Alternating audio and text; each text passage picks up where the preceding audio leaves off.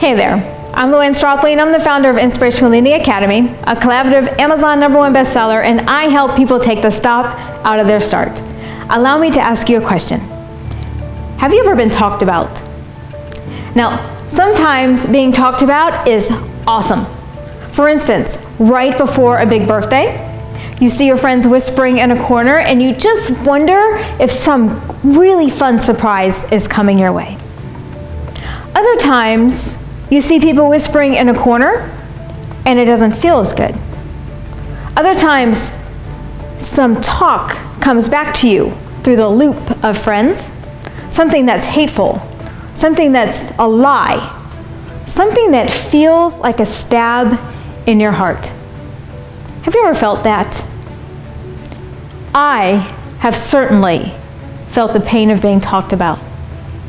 You see, last week we talked about the connection between the lips, the brain, and the heart. And we talked about that in relation to kissing. And we talked about how kissing and the lips can bring a whole lot of fun into our lives. But see, those same lips, connected to the same brain, connected to the same heart, can also be used to produce pain and to produce hatred and nastiness.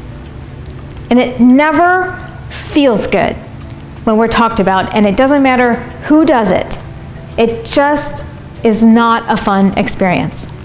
So today I'll offer you 5 points of reflection that will give you power when somebody's talking smack about you. First, I learned this from Darren Hardy, who learned this from a friend who read it in an article. Darren says this: when somebody upsets you or talks badly about you, simply ask this one question: will this person cry at my funeral?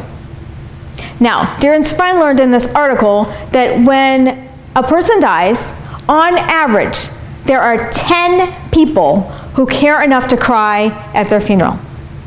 Andy said, the deciding factor as to whether they'll actually go to the burial site is the weather, whether or not it's raining.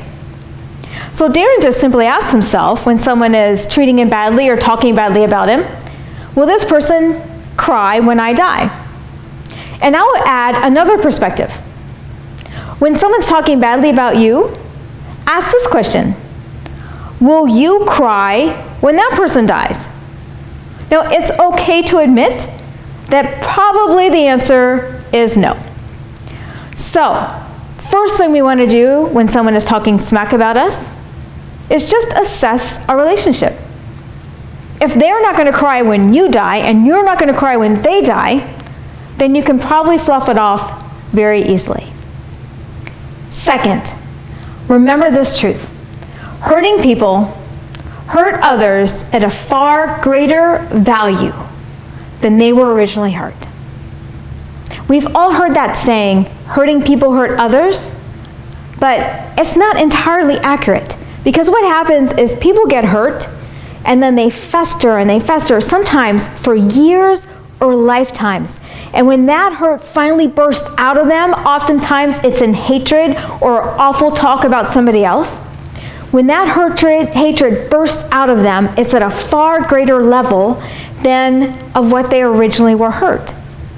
So when somebody is talking badly about you or saying lies or being hateful, it's almost always because they are feeling hurt inside themselves. And that hurt almost always has nothing to do with you. Has something to do with their past that's not yet resolved. Now, we do want to assess our behavior and make sure there isn't anything we can learn from that person's perspective. It's said that our enemies are our greatest teachers. But given that, if somebody is talking badly about you, if that person was in a good place, wouldn't that person just talk to you directly instead of talking to other people about you? So when someone's talking smack about you, just remember that people who are hurting inside are going to hurt others at a far greater value than they were originally hurt. They just haven't figured out how to heal. Okay, 1, assess your relationship. 2, remember that hurting people hurt others at far greater values than they were originally hurt. 3, Forego the defense. Now, it's so easy to want to defend ourselves when somebody's talking about us or talking a lie or saying nasty things. But what often happens when we do is that we end up looking like the person that person is describing. Defending ourselves rarely works to lift up our reputation and restore what's been said that's wrong. If, however, we can stay calm and we can stay loving and we can respond affectionately, then there are no words that can hurt us that are said by other people, not in the long term at least. Maybe initially. But how we respond to those words has much more to do with our reputation than the original words themselves. So forego the defense as much as you possibly can. 4, take it as a compliment. Now, what do I mean by that? Everyone who's ever achieved any success has said that without people complaining about you or talking about you, you have likely not done anything of any significance. See, if you're not doing anything to stir the pot or challenge the status quo or to rise above what you previously were, then people have nothing to say about you. But if you're growing and you're learning and you're expanding and you're truly being who you are, then people are going to talk. So whenever someone sends a hatred word or talks smack about you or turns a snobby shoulder your way, just simply see it as a compliment. Because all it means is that you're making change and you're doing something great. 5, remember who you are.